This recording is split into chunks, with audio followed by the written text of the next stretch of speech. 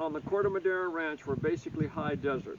The terrain is steep, densely brush-covered hills, and the meadows are in the bottoms near the drainages and stuff like that. We do have some meadows, but we're basically high desert, and where the drought is the rule and wet years are the exception.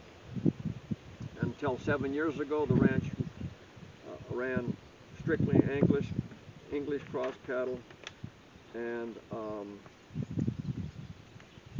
so we were looking for a cow that was more adaptable to the high desert, and that's why we became interested in the heritage cattle. We call them Raramuri Criollos. They're basically out of the Copper Canyon in Mexico. We acquired ours through our affiliation with the USDA Corta Range in New Mexico, and they are browsers as well as grazers. Now, most of the English continental breeds are what we call grazers. They're pretty much straight grass, where the Criollo is a browser, like the deer. He'll definitely eat grass, but they'll also eat brush. Now, they're not going to be like goats and eat nothing but brush, but they eat both. And they're a lot hardier, they do a lot better on the marginal, as some of the tracking devices have showed. The Criollos will spend more time in the marginal grasses and edges of the property, and they do better on the poorer feed than the English did. Plus, they're a smaller animal. Criollo cow is around 800 pounds, where a English, 12, 13, 1400 pounds. The Criollos tend to travel a lot more, so that fit our ranch better.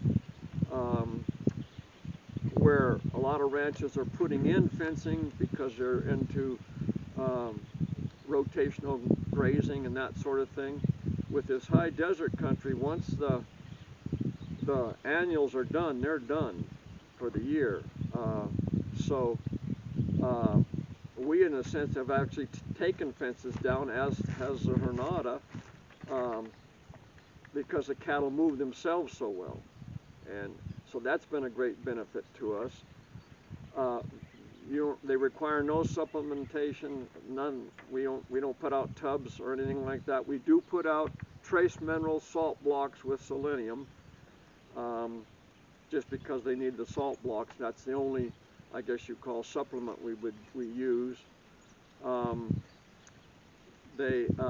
when the snow's on the ground for more than 24 hours, we will feed hay.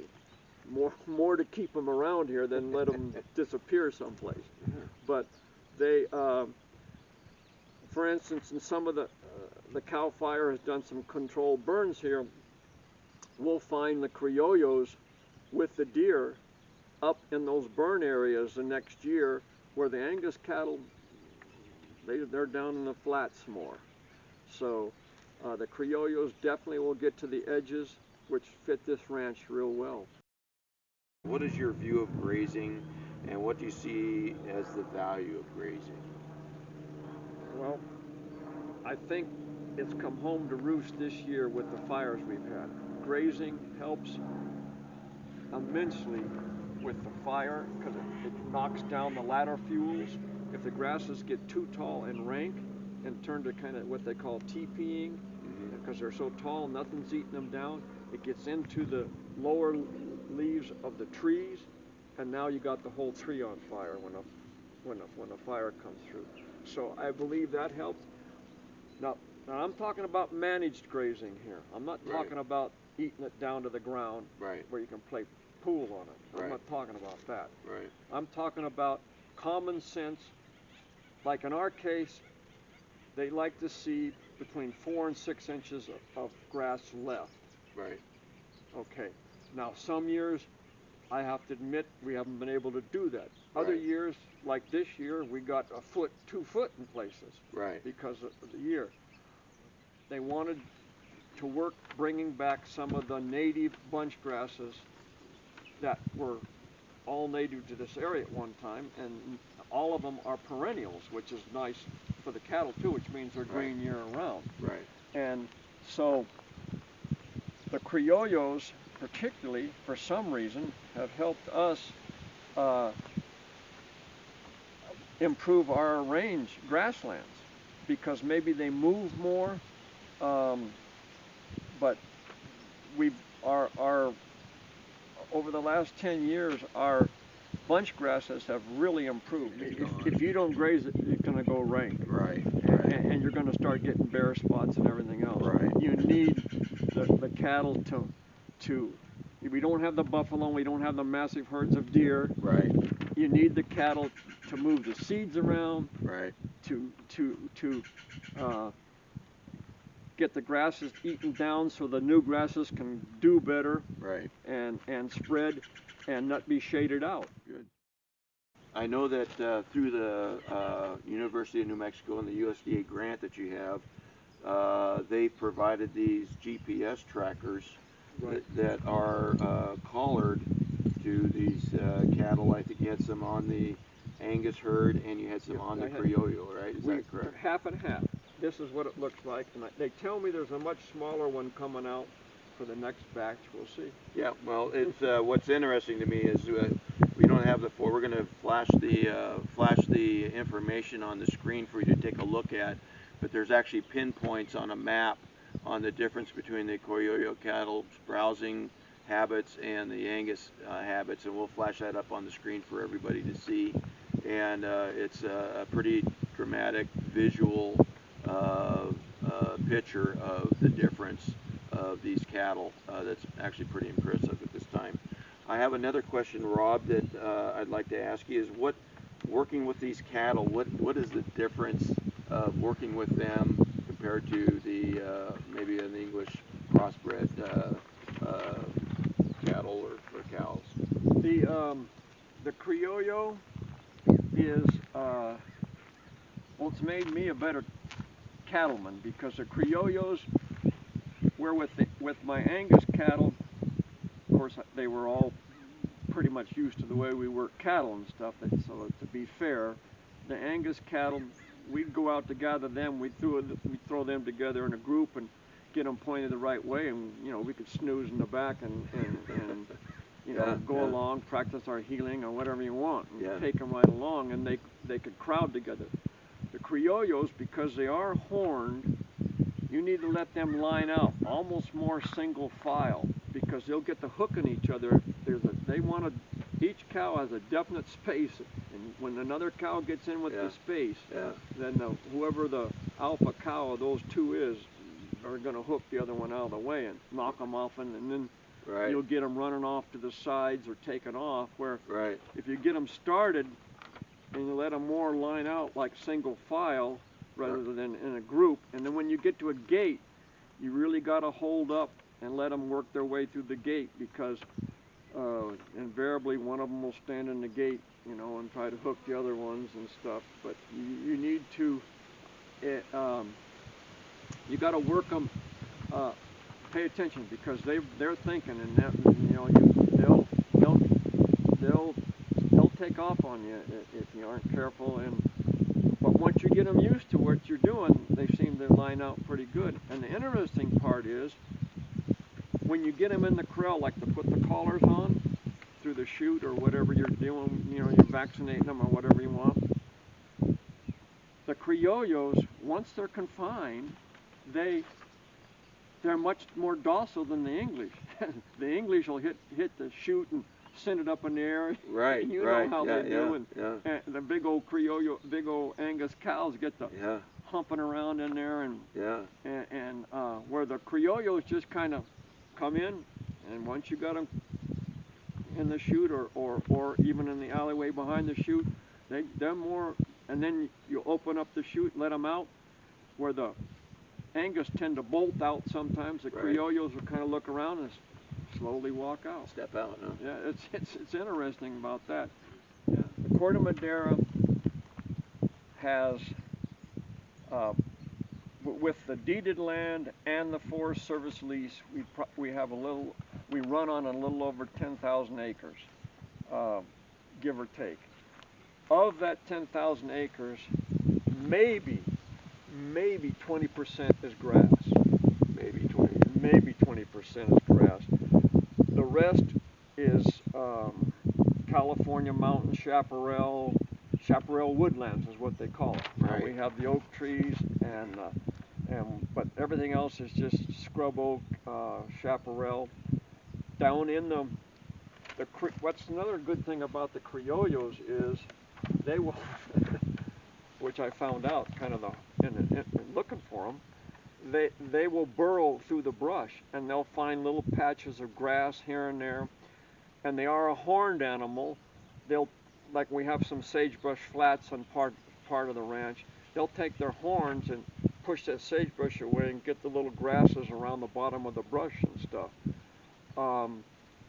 But only 20% is really open grassland. Gotcha.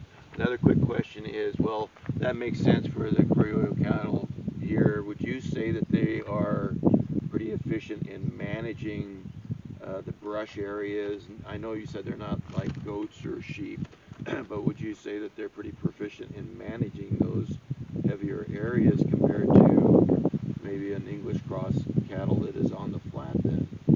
I would say that they will get deeper into it. Now, to be fair to the Angus, which I grew up with English cattle. Sure. Okay, and I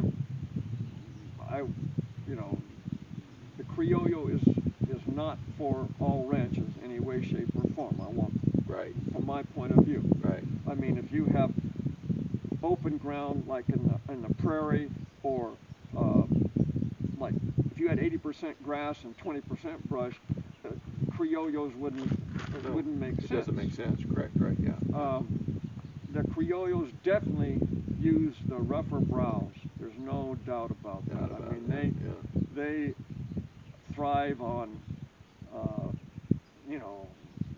just yeah, the body condition is in good shape on lower quality feeds. Yeah, right. But I still go by the basic BCS, body condition score. Right. Right. And sometimes they tell me I get the Criollos a little too heavy, but I've been through this, like you. We've been through these droughts, man, and I'll tell you what, going into wintertime, they can't be too heavy in some ways, if you know what, around here, because this can be tough. Yeah, there's no guarantee. Absolutely. Okay, one of the last question, and it's a big one, of course, but I would like you to just kind of give your interpretation of what's going on with the Criollo. But profitability is always one of the biggest challenges for us as ranchers. That's the main challenge. Yeah. How do you think this project can either benefit some of our local San Diego County ranchers, and what are your thoughts on the overall economics of this project? I see a lot of pros with the Criollos, and there's fewer cons, but one of the cons is number one. Right. And that's the fact that the Criollo cattle, if it was a straight Criollo, they're going to end up going for sport cattle. Gotcha. The crossbreeds, our experience over the last 6 years is 90% of the crossbreeds, we use low birth weight, high CED, ranchers will know what that means, right? Of 12 or above, low birth weight, smaller frame, desert type Angus, black Angus bulls. And 90% of our calves will come out black, hide it. Right. And which is good, and which helps. That way we can market them as a beef animal rather than a sport cow. But Sport cow meaning like a Corriente or a team roper. roping. Yeah. Team roping. Yeah. Right. Now, but I have to be honest. Those calves are not gonna finish out like an Angus calf, even Right. though they're crossed with an Angus. They finish out fine. They take longer to mature. They're finding out, this is information I'm getting from Granada, where they're been feeding them out Where they and got stuff them in like the that. feedlot. Yeah. Yeah. Right. Okay. And New Mexico State, maybe. Right. Right. And they have a big feedlot up in New Mexico, right by the Texas Panhandle. But anyway, they take longer to mature. You can get them to 1,200 pounds, Right. but it takes longer.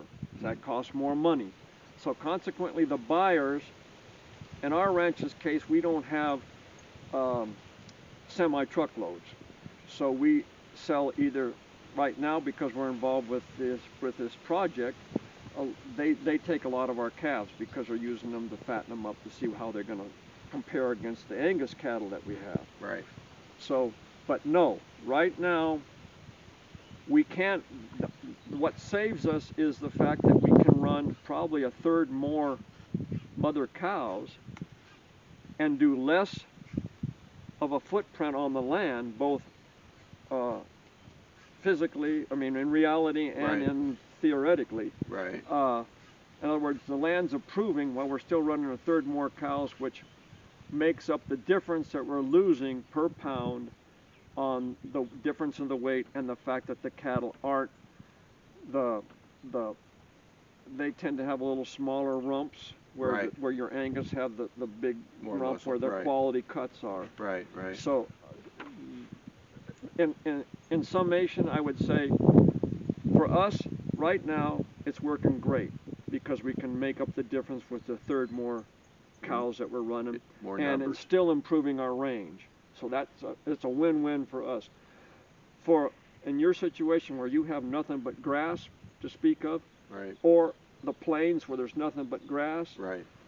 I would say this is not, Criollos are not for you.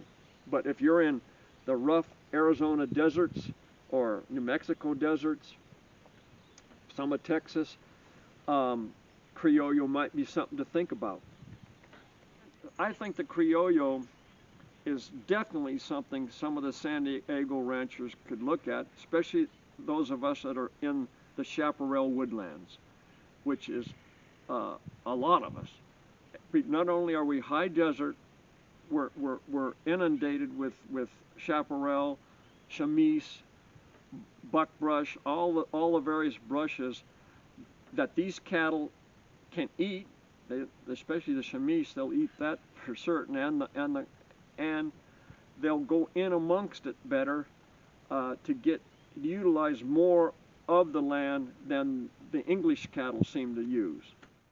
That's pretty much a wrap for today. I'd like to thank Rob and Sharon Paulin for having us out here today and sharing their 7-year journey with the heritage cattle and the Criollo cattle. And I can't say enough how much I enjoyed just being here and listening to the creativity that's going on with each rancher here in San Diego County on how they're managing their operations to the ranch that they are in charge of managing. And it's just real refreshing to hear what's going on and how things are different and can still benefit San Diego County type of terrain from a managed grazing program. So that's all I've got for today, and I got one. Rob's got one other comment. I really need to thank the Rancho Corta Madera Incorporated, the ownership, because they've been very open to this and they've been 100% supportive of the Criollo, even when it meant a couple years they had to take a hit economically. But now we seem to be doing a lot better. But it's because of them and thinking this way and allowing different ideas to come in. So I have to thank them immensely for Absolutely. what they've done for this project. Absolutely.